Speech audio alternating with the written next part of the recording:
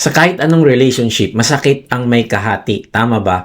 Kapag asawa mo, kausap mo, pero nararamdaman mong wala talaga ang puso niya habang nag-uusap kayo, masakit yun, di ba? Present siya, pero absent yung puso niya.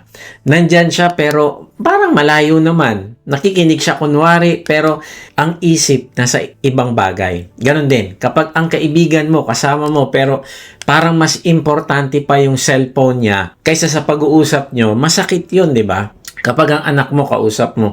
Pero halatang napipilitan lang siya, wala yung kanyang attention sa'yo. Nararamdaman mo yun. At masakit yun. Bakit? Kasi hindi lang yung presence ang hinahanap natin sa relationship. Hinahanap natin yung puso. Kaya nga, tanungin natin ito sa sarili. Paano kaya kapag kay Lord natin ginagawa yon? Paano kaya kapag present tayo sa Sunday worship, pero absent naman ang puso? Paano kaya kapag umaawit ang ating mga labi pero malayo naman ang affection natin sa Kanya? Paano kaya kapag nakikinig tayo sa message pero ang isip natin distracted sa mga gagawin, sa mga pinag-aalala natin, sa mga plano natin? Narealize ko, alam mo yung pagtalikod ng isang tao sa Diyos o yung kanyang pag-backslide? Alam mo, hindi naman nangyayari ng biglaan lang yan isang bagsak na isang araw, biglang sasabihin niya, ayoko na kay Lord. Minsan, nagsisimula ito sa unti-unting pagkahati o divided heart. Unti-unting nababawasan yung hunger niya sa salita ng Diyos. Unti-unti, nagiging optional ang prayer at pagbabasa ng kanyang salita. Unti-unting, nagiging ordinaryo na lang yung kasalanan. Unti-unti, nagiging mas mahalaga na ang maging komportable kaysa sumunod. Unti-unti, nagiging mas mahalaga na at priority yung pagkita ng pera kaysa sa Diyos at yung binibigay na time sa Kanya ay tira-tira na lang. Kaya nga, doon nagsisimula. Hindi yun parang gigising ka ng umaga tapos sabi mo parang ayoko na kay Lord. Hindi. Dahil yun sa unti-unting hindi mo na siya binibigyan ng time. Kaya tanungin natin, sarili natin. May mga panahon ba na mahal natin si Lord pero parang tira-tira na lang ang oras, tira-tira na lang yung lakas at attention ang naibibigay natin sa Kanya? Tira-tirang oras kapag wala nang ibang gagawin. Tira-tirang energy kapag pagod na. Tira-tirang attention kapag tapos na ang lahat ng pag-scroll, pag-chat, trabaho, negosyo, problema at plano. Tira-tirang puso kapag may krisis. Pero kapag maayos ang lahat, wala siya sa equation ng buhay natin. Kasi feeling natin ay kaya natin ang lahat ng bagay. Kaibigan, ito yung dahilan kung bakit mahalaga ang bagong series natin ngayon na Undivided. Ang calling kasi sa atin ng Diyos ay hindi pagtugon ng 50-50 o kalahating puso. Hindi tayo tinawag para sa isang 50% na pagsamba. Hindi tayo tinawag para sa isang 50% na relationship sa Kanya. Hindi tayo tinawag para sa kalahating pagsunod o pinipili lang ang gustong sundin. Hindi tayo tinawag sa isang relationship sa Panginoong Yesus na lumalapit lang kapag magiging convenient sa atin. Kundi sa kabaligtaran, tinatawag tayo ng Diyos sa isang buhay na buong-buo ang devotion sa Kanya. 100%. At ang unang bagay na pag-uusapan natin na dapat walang kahati ang Diyos ay ang ating pagmamahal sa Kanya. Kaya nga ang title ng message natin ngayon ay Undivided Love. Ang ibig sabihin ng Undivided Love ay pagmamahal sa Diyos na buong buo. Ito ay pagmamahal na hindi siya dinadagdag lang sa buhay natin, kundi siya ang buhay. Kung wala siya, walang buhay. Kung wala siya, walang dahilan para mabuhay. Yun ba yung nararamdaman mo para kay God, kaibigan? Ang ibig sabihin ng buong-buong pagmamahal sa Kanya ay sa Kanya umiikot ang buhay natin. Siya ang sentro. At hindi tayo yung sentro ng universe. Hindi ito, Lord, mahal kita basta walang mawawala sa akin, ha? No. Hindi ganon. Di baling mawala ang lahat basta ikaw wag mo ako iiwan, Lord. Ikaw ang mahal ko. Hindi ito, Lord, susunod ako basta hindi matatamaan ng aking comfort. No, hindi ganon. Ang pusong buo ang pagmamahal sa Diyos ay sasabihin niya, Lord, di baling mahirapan ako basta maipakita ko lang sa iyo ang pagmamahal ko. Parang yung time na Nanliligaw ka sa iyong minamahal, sinasabi mo sa kanya, gagawin ko ang lahat, pati buhay ko itataya ako sa iyo, basta makasama lang kita. Grabe, no? Yun ang pagmamahal ng buong buo. Hindi ito, Lord, I trust you, pero ako pa rin yung final say. No. Ang undivided love ay isang pusong nagsasabi, Lord, ikaw ang priority ko. Ikaw ang pinakamahalaga. Ikaw ang may hawak ng buong buhay ko. Kaya kaibigan, tapusin mo ang mensahe na ito dahil dito ipapakita ni Lord kung saan unti-unting nahahati ang puso natin at kung paano niya tayo tinatawag pabalik sa pagmamahal sa Kanya ng buong buo at totoo. Magandang araw mga ka-Watchi. Praise God at nagkita-kita na naman tayo. May good news ako, every Sunday 6 PM na po ang ating bagong upload simula ngayon sa halip na Monday. Ginawa natin ito dahil napakaraming online mission groups na nagmi-meet ng Sunday at Monday morning ang gumagamit ng videos natin para sa kanilang discussion. So para mas maaga ninyong magamit, Sunday na tayo. Sa mga bago pa lang dito, ako po si Kuya Mike. Ang calling ko ay i-share ang salita ng Diyos sa paraang simple lang at madaling maintindihan. At kung hindi ka pa member ng isang online mission group, makinig ka kapatid. Kung gusto mong gumawa ng difference sa buhay ng iba, kung mahal mo ang Panginoon at gusto mong maging bahagi ng kanyang gawain na hanapin ang mga nawawala at gawin silang alagad, now is the time to join our mission group. Dito tutulungan ka naming makilala ang Panginoon ng mas malalim o intimately. I-equip ka namin sa paglilingkod sa Kanya sa pamamagitan ng pagbabahagi ng salita at pagdi-disciple. Kung ito ang tinitibok ng puso mo na sumunod sa panawagan ng Diyos sa atin, mag-type ka lang ng join sa comment section o kaya naman ay i-message nyo kami. Okay, balik tayo sa topic. Bago natin pag-usapan ang pagmamahal sa Diyos, ay pag-usapan muna natin, bakit nga ba tayo magmamahal sa Diyos? Sabi ni Apostle John, 1 John 4:19, tayo'y umiibig sapagkat ang Diyos ang unang umibig sa atin. Wow! Parang sinasabi niya, mahal ko ang Diyos kasi minahal niya ako ng una. Ang ibig sabihin, kung minahal tayo ng Diyos ng buong buo, 100%, binigay niya yung kanyang bugtong na anak upang bayaran ang kabayaran ng ating mga kasalanan. Dapat tayo yung mamatay, pero siya yung namatay para sa atin. At ang layunin niya ay para malinis tayong muli at maibalik ang nagmamahalang relasyon natin sa Kanya bilang Kanyang mga anak. Alam mo, inaasahan niya na mamahalin din natin siya ng buong buo dahil doon. Ang ibig sabihin, yung patuloy mong tinatanggap na pagmamahal sa iyo ng Diyos ay nagiging dahilan para mas lalo mo siyang hanapin, mas lalo mo siyang kilalanin, mas lalo mong palaguin ang pagmamahal mo sa Kanya. Kasi nakikilala mo siya, nakikita mo yung pagmamahal niya, na-experience mo yung pagmamahal niya at dahil doon, gustong-gusto mong lumapit, gustong-gusto mo siyang makilala, gustong-gusto mong lumago yung pagmamahal mo sa Kanya. So ang tanong, paano mo ipapakita sa Diyos na nagmamahal sa iyo ang pagmamahal mo sa Kanya? Una, love God with your whole being. Pangalawa, let love for God shape love for others. At pangatlo, offer God obedient love, not religious performance. So magsimula tayo sa number 1. Love God with your whole being. Sabi sa Mark 12:28-30, ang kanilang pagtatalo ay narinig ng isa sa mga tagapagturo ng kautusan na naroon.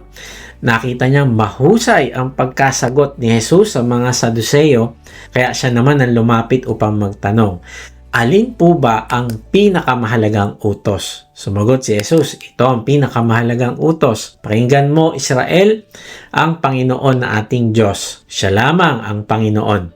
Ibigin mo ang Panginoon mong Diyos ng buong puso mo, buong kaluluwa mo, buong pag-iisip mo at buong lakas mo. Ito naman ang pangalawa. Ibigin mo ang iyong kapwa gaya ng pag-ibig mo sa iyong sarili. Wala nang ibang utos na higit pa sa mga ito. Ang context nitong verse 28 ay may isang tagapagturo ng kautusan na nakarinig ng pagtatalo-talo. Tapos nakita niya na mahusay ang pagkasagot ng Panginoong Hesus sa mga Saduceo. Ibig sabihin, ang setting nito ay wala sa isang tahimik na classroom, kundi nasa gitna ang Panginoong Hesus ng mga taong tagapagturo din ng kautusan ng Diyos. May mga nagtatanong, may nakikipagdebate, may tensyon, at religious pressure. At itong isang tagapagturo ng kautusan ay lumapit at nagtanong. Sabi niya, ano po ba ang pinakamahalagang utos? Alam mo, sa panahon nila kasi napakaraming utos ang pinag-aaralan ng mga religious leaders na ito. Kasi ang mga Hudyo ay may tinatawag na 613 commandments mula sa first 5 books of the Bible. Traditionally, ito ay binibilang bilang 248 positive commands o kung ano yung mga dapat mong gawin. And then, 375 negative commands o ano yung mga hindi mo dapat gawin. Kaya ang tanong niya ay hindi maliit na tanong. Para bang sinasabi niya, sa lahat ng daan-daang commands, sa lahat ng religious duties, sa lahat ng kailangan sundin, ano pa talaga ang totoong nasa puso ng Diyos? Ano ba talaga yung pinakamahalaga? Kaya napakalalim ng sagot ng Panginoong Hesus. Hindi siya nagsimula sa gagawin ng mga tao. Hindi siya nagsimula sa mga dapat gawin at hindi dapat gawin. Hindi siya doon nagsimula.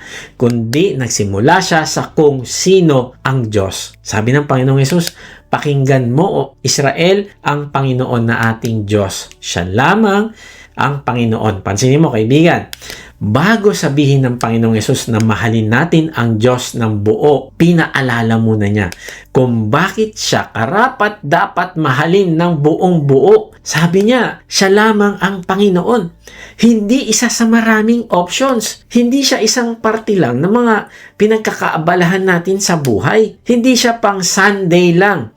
Hindi siya emergency contact lang kapag may problema. No, ang sabi, siya ang tanging Panginoon. Siya ang creator. Siya ang redeemer. Siya ang may hawak ng buhay. Siya ang nagligtas sa iyo. Siya ang unang nagmahal sa iyo. Kaya ang command na ibigin mo ang Panginoon mong Diyos ay hindi pagpuwersa sa iyo ng Diyos na mahalin mo siya, kundi nagsisimula ito sa isang revelation. Nagpapakilala siya sa iyo. Sabi niya, ako lamang ang Panginoon. Bakit? Kasi kapag naunawaan mo kung sino ang Diyos, doon mo maunawaan kung bakit hindi pwedeng tira-tira lang ang ibibigay mo sa Kanya. Kapag naunawaan mo na siya ang lumikha sa iyo, ibibigay mo yung buong puso mo sa Kanya. Biruin mo yung lumikha sa iyo, yun pa yun, nagmahal sa iyo ng buong buo. Grabe. Alam mo, sabi ko noon, nung nakilala ko siya, sabi ko, Lord, napakabuti mo. Ikaw na Diyos, tapos ako, ang liit-liit ko. Hindi ako karapat-dapat pansinin. Makasalanan ako, pero pinansin mo ako. Ganyan mo ako kamahal. Lord, ibibigay ko yung buong puso ko sa iyo. Kapag naunawaan mo na siya ang tagapagligtas mo, hindi mo ipagkakait ang buhay mo sa Kanya. Kapag naunawaan mo na siya ang Ama na unang nagmahal sa iyo, hindi mo siya ituturing na option lang sa buhay mo. Kapag naunawaan mo na siya ang Hari na may karapatan sa buong buhay mo, dahil siya nga ang lumikha sa iyo, hindi ka na makikipag-negotiate kung aling bahagi lang ang isusuko mo. Lord, ito ibinigay ko na sa yung Sunday ko, pero wag naman itong Monday o yung Saturday kasi may gimmick kami. Hindi ganon. Kapag naunawaan mo na siya ang pastol na nag-aalaga sa iyo, matututo kang magtiwala kahit hindi mo kontrolado ang lahat. Kapag naunawaan mo na dahil sa Kanya, kaya ka pa buhay ngayon, kaya ka pa may lakas, ay hindi pwede na hindi siya ang priority ng iyong buhay.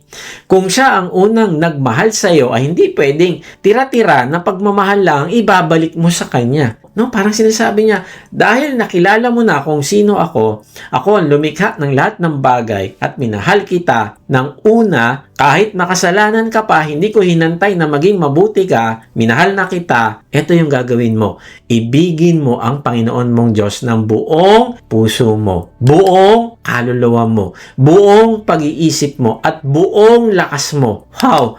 So, ang ibig sabihin ng love God with your whole being ay mahalin ng Diyos bilang sentro ng buong buhay mo, hindi bilang isang parte lang ng buhay.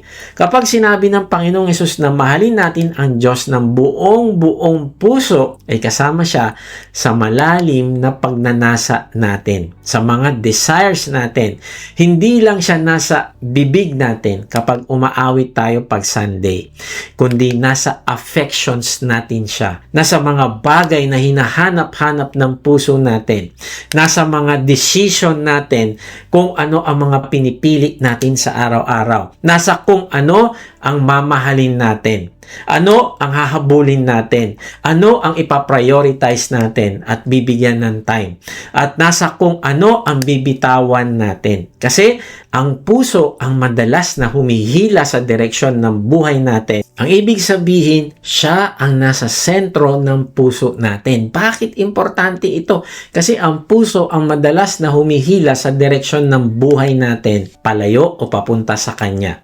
Kapag ang puso natin divided din ang direksyon. Kaya ang pagmamahal sa Diyos ng buong puso ay pagbibigay sa Kanya ng highest affection. Ang ibig sabihin, mas attached ka sa Kanya kaysa sa pera. Mas attached ka sa Kanya kaysa sa comfort o paghanga mo sa mga tao. Mas attached ka sa Kanya kahit sa anong relationship na meron ka dito sa lupa. Mas mahal mo siya kaysa sa asawa mo, anak mo, magulang mo, trabaho mo, ministry mo, at iba pa. Pag sinabi ng Diyos na mahalin natin siya ng buong kaluluwa, ay kasama yung identity natin at buong pagkatao natin. Hindi lang natin sinasabi, Christian ako. No. Hindi lang ito kung anong pangalan na kinabibilangan mo na organisasyon o panlabas na identity. Kundi ang pinag-uusapan dito ay kung sino ba talaga ang nagmamay-ari na ng iyong kaluluwa, ng iyong puso. Ang kaluluwa ay tumutukoy sa pinaka-inner life natin. Kung sino tayo sa harap ng Diyos. Loving God with all your soul means hindi na tayo dinidefine ng mga nakaraan na achievements natin, failures, titles natin. Ako ay presidente ng isang kumpanya. No. Ang deepest identity mo na ay ito. Ako ay na kay Kristo na. Ang buhay na isinasabuhay ko ngayon ay siya na. Kaya kahit may struggle ka, kahit may weakness ka, kahit may pressure ka, hindi ka basta bumibitaw dahil ang buhay mo ay naka-anchor na sa Diyos. Kapag sinabi ng Diyos na mahalin siya ng buong pag-iisip, ay ibig sabihin pati thoughts, pati yung beliefs, pati yung worldview, pati yung decisions and imaginations natin ay sinusurrender natin sa Kanya. Ang ibig sabihin, hindi natin iniiwan ng isip natin sa labas ng church kapag sumasamba tayo. Kundi hinahayaan mo na sa iyong pagsamba, binubuksan mo yung isip mo para sasabihin niya sa'yo. Ibig sabihin, nandun ka, present ka. Yung isip mo wala doon sa mga gagawin mo, sa mga distraction. Binubuksan mo ang iyong isip sa salita niya araw-araw, hindi lang tuwing Sunday. Hinahayaan mo na i-correct niya at baguhin ang perspective mo sa lahat ng bagay. Diba? Buong isip. Mamahalin mo siya ng buong isip. Hinahayaan mo na ang isip mo ay matuto kung paano ka tumitingin sa pera, kung paano ka tumitingin sa relationship, kung paano ka tumitingin sa trabaho, sa sexuality, sa forgiveness, sa suffering. Paano mo yan titignan? Kung paano yan tinitignan ng Diyos, sa success, sa future mo. Lahat ng area na ito ay hinahayaan mo na hubugin ng Diyos sa katotohanan na sinasabi niya sa iyo sa pamamagitan ng kanyang salita. Ang ibig sabihin, yung isip mo, pupunuin mo ng katotohanan na sinasabi niya sa iyo. Bakit? Kasi hindi pwedeng mahal natin ng Diyos emotionally, pero ang isip natin controlled pa rin ng kasinungalingan. Controlled pa rin ng takot, bitterness, pride, at worldly thinking. At lastly, pag sinabing mahalin mo ang Diyos ng buong lakas, ibig sabihin pati energy, pati katawan, pati oras, pati resources, work, abilities, and actions natin ay inaalay natin sa Diyos.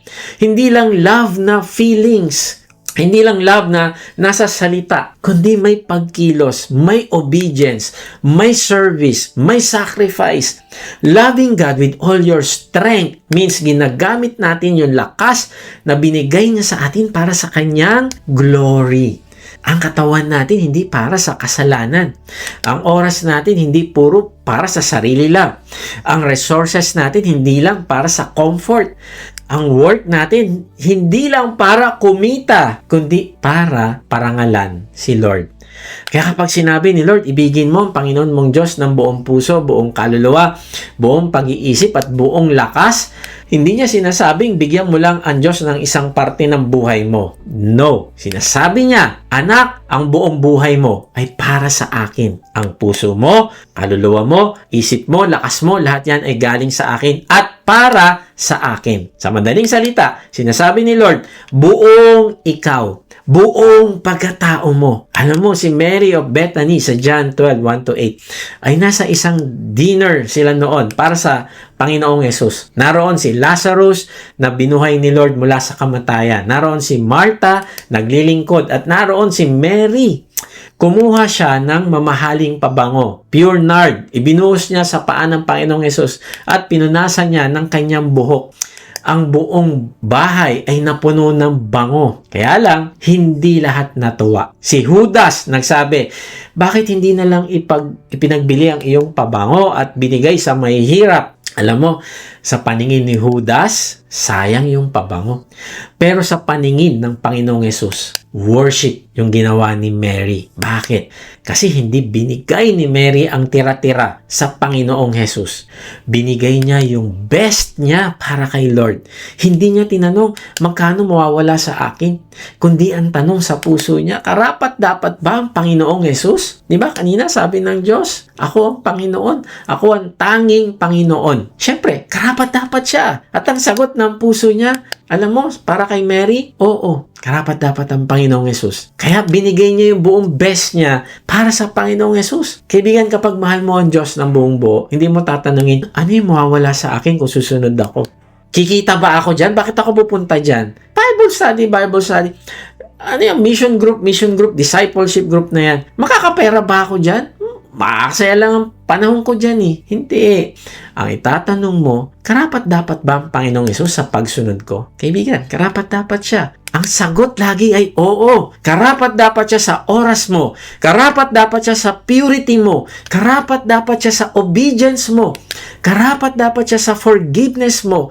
Karapat-dapat siya sa integrity mo. Karapat-dapat siya sa buong buhay mo. Karapat-dapat siyang paggugulan ng panahon para makausap siya araw-araw sa pamamagitan ng pagbabasa mo ng kanyang salita. Si Judas nakita ang cost o yung gastos. Si Mary nakita ang worth o yung halaga ng ginagawa niya para sa Panginoon. Kaibigan, saan ka dito sa dalawa? Kay Judas o kay Mary? Dito tayo sinusuri ni Lord. Kasi kapag ang mata natin nakatingin lang sa cost, ano ba yung mawawala sa akin? Lagi natin mararamdaman na lugi tayo sa pagsunod sa Diyos.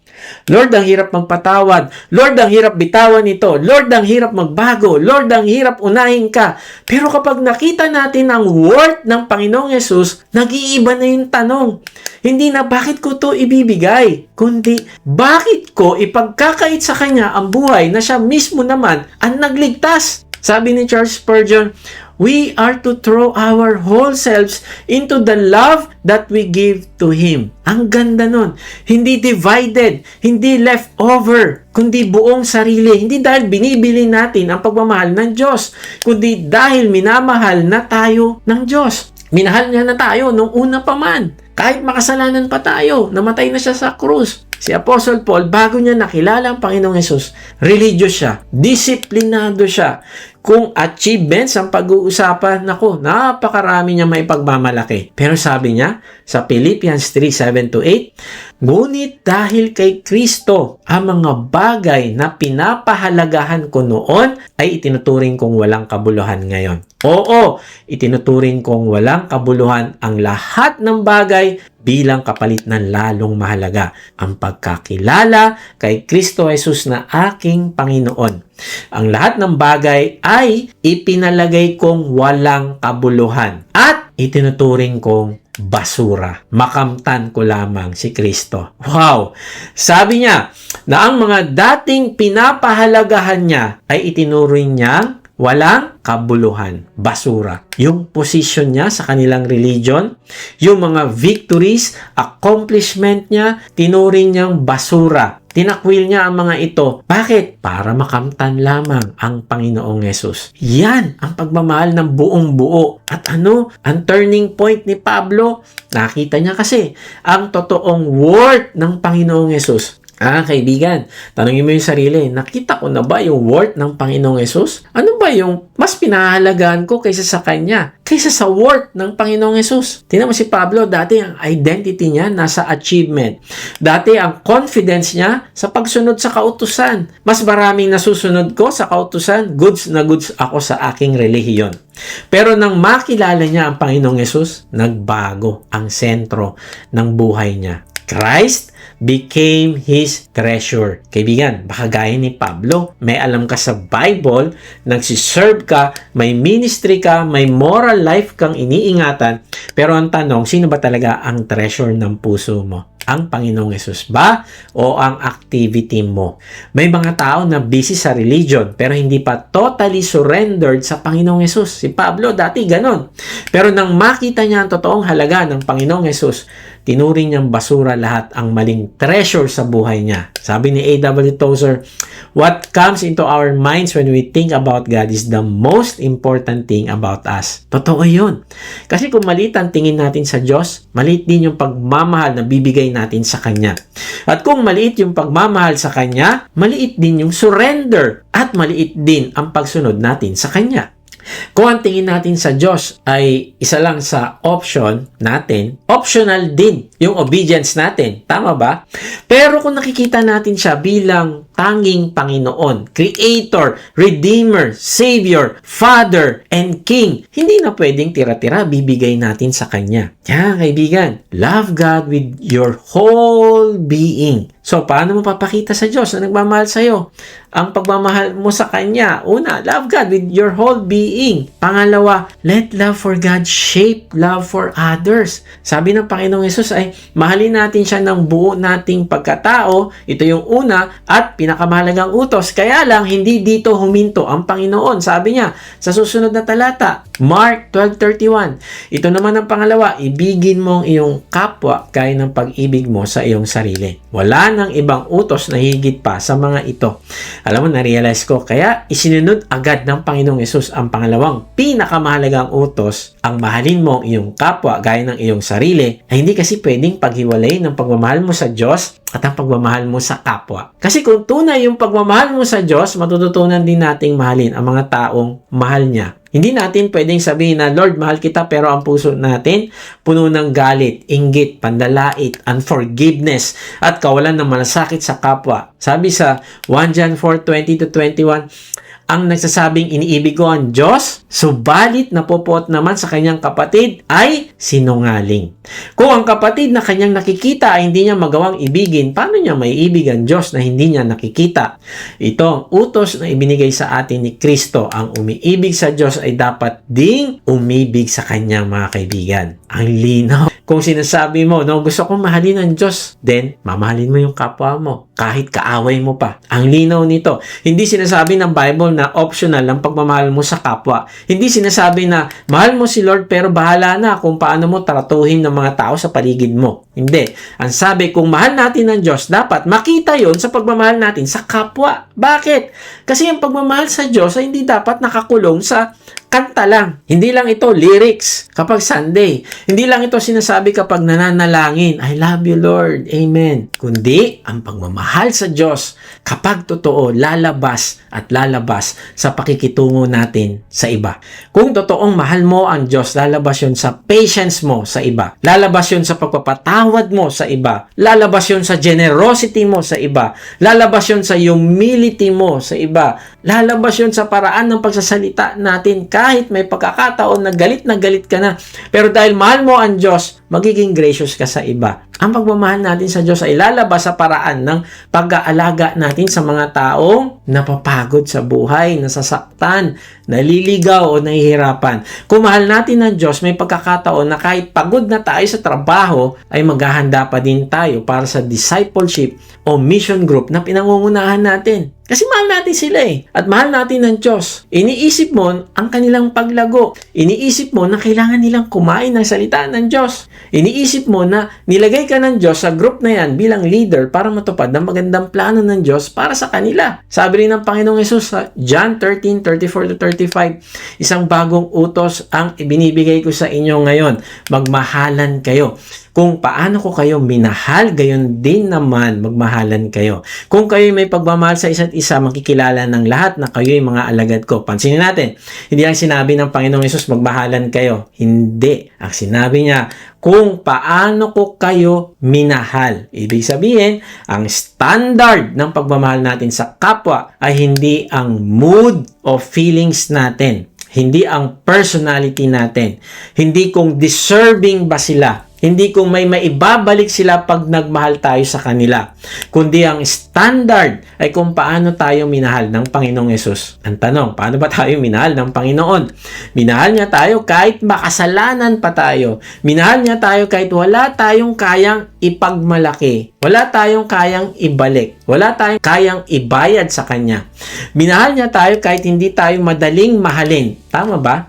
Minahal niya tayo ng may sacrifice. Minahal niya tayo hanggang kamatayan sa krus. Kaya kung mahal natin ang Panginoong Hesus, gugustuhin nating sundin siya. At kung susundin natin siya, matututunan nating mahalin yung kapwa natin sa paraan kung paano niya tayo minamahal. Kaya tingnan mo, sabi sa John 14:15, kung iniibig ninyo ako, tutuparin ninyo ang aking mga utos. Kaya hindi pwedeng sabihin ng isang tao, mahal ko si Lord, pero ayaw naman niyang sundin ang utos ng Panginoong Hesus na magmahalan gaya ng pagmamahal niya. Ang obedience natin ay hindi dapat nanggagaling sa takot lang sa ating leaders. Dapat, kaya tayo sumusunod na magmahal sa kapwa ay dahil ito sa pagmamahal natin sa Diyos. Dahil pinatawad niya tayo, gusto rin nating matutong magpatawad sa iba. Dahil pinagtiyagaan niya tayo, gusto rin nating matutong magtiyaga sa kapwa. Dahil inabot niya tayo, gusto rin nating abutin ng iba. At sabi pa sa 1 John 3:16-18, dito natin nalalaman ang pag-ibig. Inaalay ni Kristo ang kanyang buhay para sa atin. Kaya dapat din nating ialay ang ating buhay para sa mga kapatid. Kapag nakita ng isang may kaya sa buhay ang kanyang kapatid na nangangailangan at pinagkaitan niya ito ng tulong, masasabi bang siya'y umiibig sa Diyos? Mga anak, huwag tayong magmahal sa pamamagitan ng salita lamang, kundi patunayan natin ito sa pamamagitan ng gawa. Ibigan, kung gusto mo malaman kung anong ibig sabihin ng pagmamahal, love o pag-ibig, ay tingin ka lang sa Panginoong Hesus at malalaman mo kung anong ibig sabihin ng totoong pagmamahal. Sabi dyan, ang pagmamahal daw ay inialay ng Panginoong Hesus ang kanyang buhay para sa atin. Wow! Kung hindi pala ganito, ako nagmamahal sa iba, ay hindi pala ito pagmamahal na nais ng Diyos. Kung palagi ang iniisip mo lang yung sarili mo, kung palagi ang iniisip mo lang ay kung ano ang mapapakinabangan mo o makukuha mo sa isang tao at hindi kung anong maibibigay mo sa kanya o anong maialay mo sa kanya, ay hindi pala yun pagmamahal na gaya ng pagmamahal ng Diyos sa atin. Kung hindi ako nag-aalay o nagsasacrifice para sa iba, ay ang pagmamahal ko pala sa iba ay hindi katulad ng pagmamahal sa akin ng Panginoong Hesus. Hindi pala pwedeng sinasabi ko lang na mahal ko ang isang tao pero wala akong ginagawa. Ayaw ko maistorbo, ayaw ko mahirapan, ayaw ko magbigay ng time o resources. Kaya nga, sabi sa talata, huwag tayong magmahal sa pamagitan ng salita lamang, kundi patunayan natin ito sa pamagitan ng gawa. Ibig sabihin, ang tunay na pagmamahal, hindi lang sinasabi, kundi ginagawa. Hindi lang I care for you, kundi may action. Hindi lang I'll pray for you, kapatid, kung kaya naman nating tumulong. Bakit hindi natin tulungan? Hindi lang God bless you, kung kaya naman nating makinig, mag-follow up, dumamay, magbigay, magpatawad, o magbigay ng time sa isang tao. Kaya dito natin makikita kung bakit sinunod agad ng Panginoong Hesus ang pangalawang utos. Kasi ang pagmamahal sa Diyos ay ang pinagmumulan ng pagmamahal natin sa kapwa. Kaibigan, let love for God shape love for others. Ang ibig sabihin, hayaan natin na ang relasyon natin sa Diyos ang humubog sa paraan ng pagtrato natin sa ibang tao. Ang ibig sabihin, kung paano natin tinatrato ang ibang tao ay reflection yon kung gaano natin kamahal ang Diyos. Hindi pwedeng sabihin ng isang tao, mahal ko ang Diyos, pero sanay siyang manakit, mang-ignore, manggamit, manira, manghusga, o magwalang bahala sa kapwa. Ang tunay na pagmamahal sa Diyos ay nakikita sa kung paano tayo magmahal ng mga taong nilikha at minamahal din niya. Kaya tanungin natin ang sarili, may tao ba sa buhay ko na kailangan kong mahalin? May family member ba akong kailangan kausapin ng may humility? May taong nasaktan ko ba na kailangan kong hingan ng tawad? May taong hirap na pero nasanay na akong hindi siya pansinin? Sabi ni Tim Keller, your neighbor is anyone in your road. Ang neighbor, hindi lang yung mga taong gusto mo. Hindi lang yung mga taong kasundo mo. Hindi lang yung mga taong kapareho mo ng personality. Hindi lang yung mga taong may maibabalik sa'yo kapag tinulungan mo, kundi ang neighbor ay yung taong inilagay ng Diyos sa harap mo, lalo na kapag may pangangailangan siya, may masakit siyang pinagdadaanan, may burden siya, may loneliness, may spiritual struggle, kahit kaaway mo pa yan, kahit wala pa siya maibabalik sa'yo, yan ang neighbor mo at neighbor ko. Si Fred Douglas Shepard ay pinanganak noong September 11, 1855 sa Ellenburg, New York. Maaga siyang nawalan ng tatay at ang kanyang nanay ay matagal nang may sakit. Siguro doon pa lang maaga na siyang namulat sa mundo ng karamdaman at pag-aalaga sa may sakit. Nang siya ay nasa Madrid, New York sa isang revival meeting, tinanggap niya ang Panginoong Hesus bilang Savior at kanyang Lord. At buong puso niyang inilaan ang buhay niya sa Christian life. Nag-aral siya ng medicine, napangasawa niya rin ang isang doktor. At naramdaman nilang tinatawag sila ng Diyos, hindi sa komportableng buhay lamang, kundi sa Eastern Turkey. Doon nila ginugol ang natitirang bahagi ng kanilang buhay. Nagtayo siya ng School of Medicine at 221 men ang nagtapos upang tumulong sa matinding sakit at paghihirap sa bansa. Sa kanyang records, by 1914, nakapagpagamot siya ng 6,000 patients sa kanyang clinic. Dumalaw siya sa may sakit sa mahigit 2,000 na bahay at 800 lang dito ang may kakayahang magbayad. So okay lang yun sa kanya, kahit walang bayad. Isipin mo yun, sa mundo ngayon, madalas tinatanong natin, may kapalit ba yung service ko sa iba? May kikitain ba ako dyan? May recognition ba? Worth it ba? Pag magpapagod lang ako sa wala, wag na. Pero tingnan mo yung taong ito. Nakita niya ang paghihirap ng mga tao at dahil naunawaan niya na konti lang ang nakakaalam na mahal sila ng Diyos, ay ginamit niya yung kanyang paglilingkod sa medisina, panggagamot sa kanila upang makilala nila na may Diyos na nagmamahal sa kanila. Kaya ang ginawa niya mission ang ipakita ang pagmamahal ng Diyos sa kanila sa pamamagitan ng paggagamot sa mga may sakit at naghihirap. Nang kilalanin siya dahil sa kanyang service, sinabi niya, because I have understood a little about that love, I try to let others know about it. This is my purpose in life. I did not come to this country to make money or a reputation. I came to bear witness that God is love. If by my work I have been able to show you Him, I have had my reward and I thank Him. Ang ganda nun. Hindi siya pumunta para sa pera, hindi siya pumunta para sa reputation. Pumunta siya para magpatotoo na ang Diyos ay pag-ibig. Yun ang love for God, shaping love for others. Kapag naunawaan mo at naranasan mo ang pagmamahal ng Diyos, hindi mo kayang itago lang yan. Hahanap ka ng paraan para may makaramdam ng pagmamahal ng Diyos sa pamagitan ng buhay mo. Pero hindi ibig sabihin lahat tayo tatawagin sa Turkey. Hindi ibig sabihin lahat tayo magiging doktor, missionary. Pero lahat tayo may neighbor. May neighbor ka sa bahay. May neighbor ka sa mission group. May neighbor ka sa office. May neighbor ka sa school. May neighbor ka sa messenger mo. May neighbor ka na matagal mo nang hindi kinukumusta. May neighbor ka na hindi mo gusto pero tinatawag ka ni Lord na mahalin mo siya. May neighbor ka na may pangangailangan at baka ikaw ang gagamitin ni Lord para iparamdam yun sa Kanya. Sabi ni David Gusick, 1,000 empty burnt offerings do not mean more to God than a single act of love done in His name. Hindi ibig sabihin baliwala ang worship. Hindi ibig sabihin baliwala ang church gathering. Pero ang sinasabi niya na ang worship sa Diyos na hindi nagbubunga ng pagmamahal sa iba ay walang saysay, empty. Ang pagkanta mo sa praise and worship pero hindi nagre-resulta ng compassion sa iba ay kulang, kaibigan. Ang Bible knowledge na hindi nagpapabunga ng humility sa buhay mo kulang yan. Hindi nagpapabunga nung desire mo, nung passion mo na i-share yung gospel, mag-disciple ng iba, hanapin yung mga naliligaw, kulang yung ginagawa mo, kaibigan. Empty pa rin yan. Ang prayer na hindi nagiging mercy ay kulang pa din. Kaya nga, let love for God shape love for others. So, paano mo papakita sa Diyos na nagmamahal sa'yo ang pagmamahal mo sa Kanya? Una, love God with your whole being. Pangalawa, let love for God shape love for others. At pangatlo, offer God obedient love, not religious performance. Pagkatapos sabihin ng Panginoong Hesus, ang pinakamahalagang utos na mahalin ng Diyos ng buong pagkatao at mahalin ng kapwa gaya ng sarili ay sumagot ang tagapagturo ng kautusan. Mark 12:32-34, wika ng tagapagturo ng kautusan. Tama po, guro. Totoo ang sinabi ninyo. Iisa nga ang Diyos at wala nang iba liban sa Kanya at higit na mahalaga ang umibig sa Kanya ng buong puso, buong pag-iisip at buong lakas at ang umibig sa kapwa gaya ng pag-ibig sa sarili kaysa magdala ng lahat ng handog na susunugin at iba pang mga alay.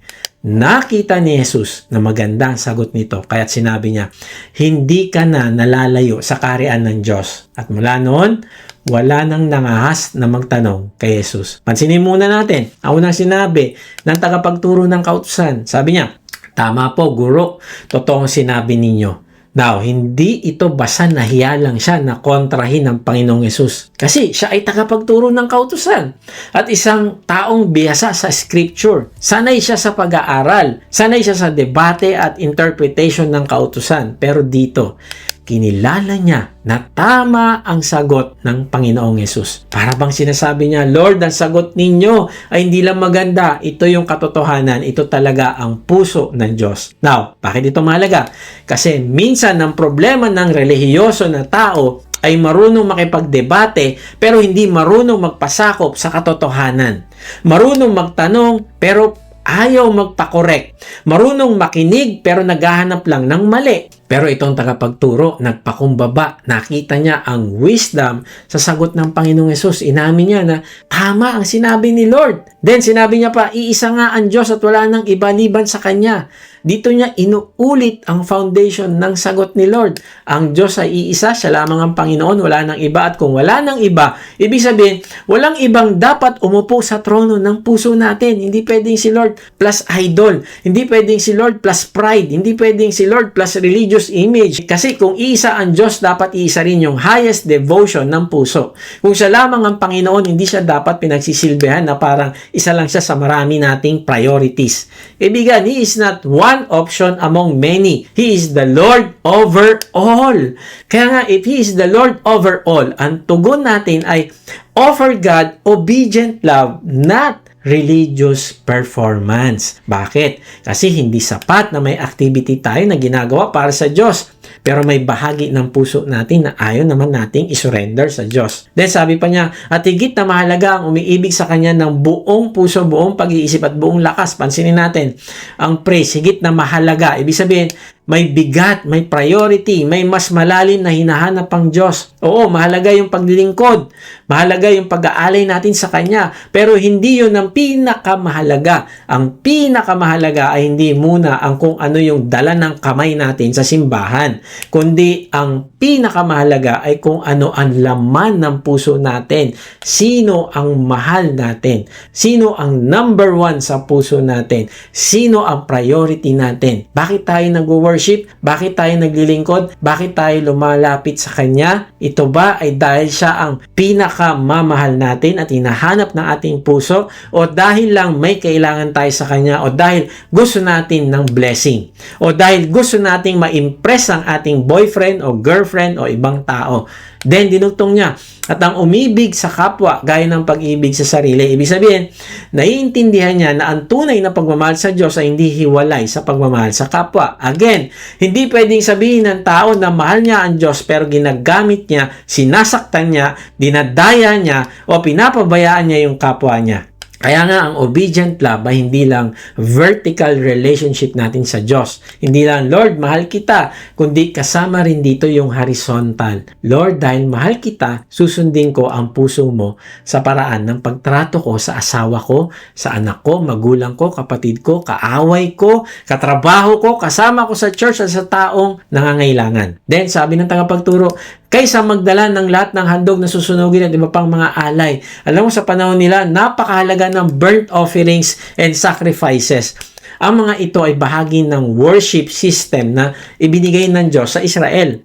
God commanded sacrifices in the Old Testament, pero dito, kinikilala ng tagapagturo na ayaw ng Diyos ng handog na walang puso, sacrifice na walang obedience, worship na walang repentance, at religious activity na ginagamit lang para mapagtakpan ang hindi pagsunod o disobedience. At parang sinasabi sa atin ng Diyos na hindi naman mali ang worship, tama ang offering mo, tama na mag-pray ka, hindi mali yung maglingkod, hindi mali yung pag-fasting, tama ang Bible study o pag-attend sa mission group. Pero kung ginagawa mo ang mga ito, hindi dahil sa mahal mo ang Diyos, may problema. Kaya tingnan mo, sinabi ng Panginoong Hesus sa verse 34, nakita ni Jesus na maganda ang sagot nito, kaya sinabi niya, hindi ka na nalalayo sa kaharian ng Diyos.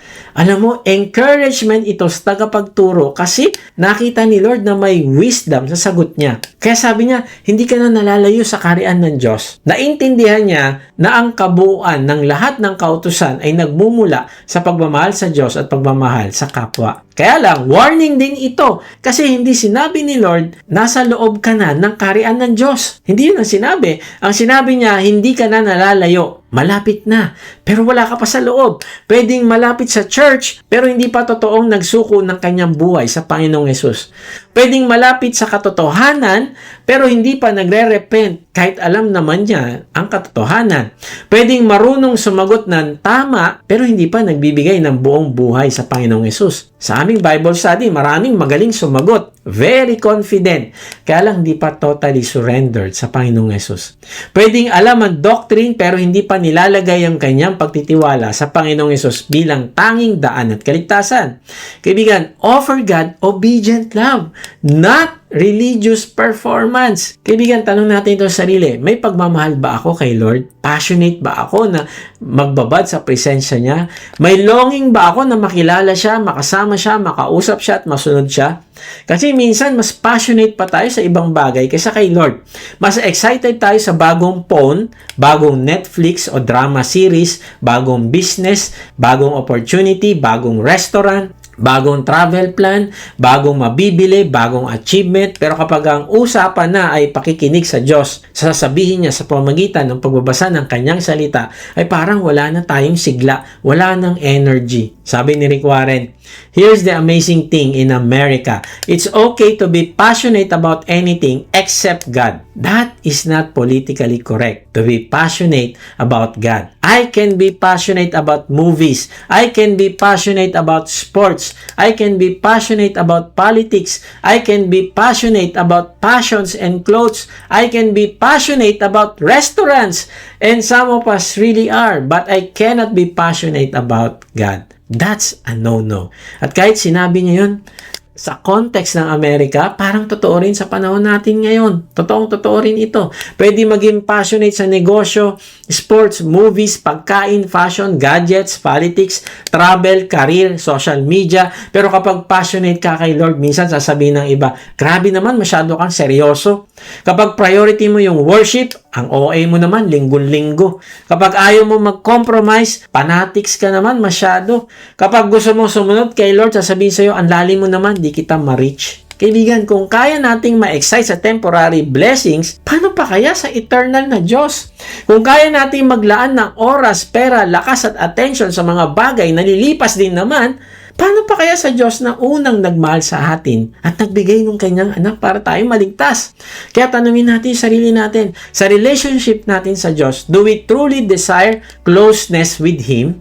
Gusto ba talaga natin na maging close sa Kanya? At kung gusto natin maging close sa Kanya, ay ano ginagawa natin upang lumago yung intimacy na ito? Sabi ni John Piper, if you don't feel strong desires for the manifestation of the glory of God, it is not because you have drunk deeply and are satisfied. It is because you have nibbled so long at the table of the world. Your soul is stuffed with small things and there is no room for the great. Ang sakit pakinggan, pero totoo. Minsan wala tayong hunger para sa Diyos, hindi dahil busog na busog tayo sa Kanya. Kundi wala tayong hunger sa Kanya kasi busog na tayo sa maliliit na bagay. Busog na tayo sa pag-scroll. Busog tayo sa entertainment. Busog tayo sa ambisyon natin. Busog tayo sa approval ng tao. Busog tayo sa comfort. Kaya pagdating kay Lord, parang wala ng space. So ano yung gagawin natin? Kaibigan, slow down. Maghinay-hinay. Hindi natin kayang mahalin ng malalim ang isang tao kung hindi tayo naglalaan ng oras para makasama siya. Ang isang may asawa, hindi pwedeng sabihin mahal niya yung asawa niya pero hindi naman niya kinakausap. Hindi niya pinapakinggan. Hindi siya umuuwi emotionally. Hindi niya binibigyan ng attention. Ang relationship hindi lumalago kung laging busy, laging distracted, laging may ibang inuuna. Kaya nga, slow down. Magbigay ka ng time kay Lord. Hindi mo siya mamamahal ng malalim kung sobrang consume ka ng maraming bagay ng mundo. Hindi lang masasamang bagay, kundi consume tayo, lalo na ng magagandang bagay. Pwedeng good ang trabaho, good ang ministry, good ang family's responsibilities, good ang goals, good ang service mo sa Kanya. Pero kung lahat ng good things na yon ay unti-unting pumapalit sa presensya ng Diyos, kailangan natin mag-slow down at bumalik sa Kanya. Sabi ni C.S. Lewis, the real problem of the Christian life comes where people do not usually look for it. It comes the very moment you wake up each morning. All your wishes and hopes for the day rush at you like wild animals. And the first job each morning consists simply in shoving them all back, in listening to that other voice, taking that other point of view, letting that other larger, stronger, quieter life come flowing in. It won't come in if we simply let the wild animals rule. Ang ganda nito. Pagkagising pa lang natin, ang dami ng humihila. Bills, messages, deadlines, problems, plans, notifications, desires, fears, responsibilities, parang wild animals na lumulundag sa'yo lahat sabay-sabay.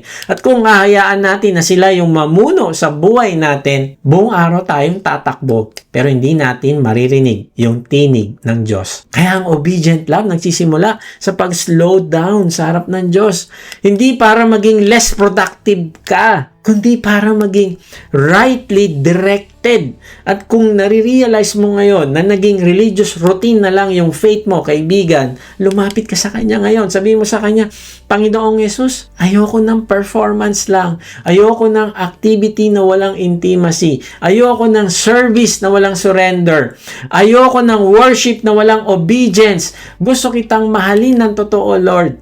Gusto kitang sundin, hindi lang dahil may takot ako, kundi dahil minahal mo ako at mahal din kita. At kaibigan, kung hindi ka pa sure, kung tumugon ka na ng pagsuko sa Panginoong Yesus na nagmahal sa iyo at namatay sa krus para sa iyo, ay ito na yung pagkakataon mo. Kahit nasaan ka ngayon, sabihin mo ito na may pananampalataya sa Kanya. Sabihin mo, Panginoong Yesus, inaamin ko po na ako'y makasalanan. Tatawarin mo po ako.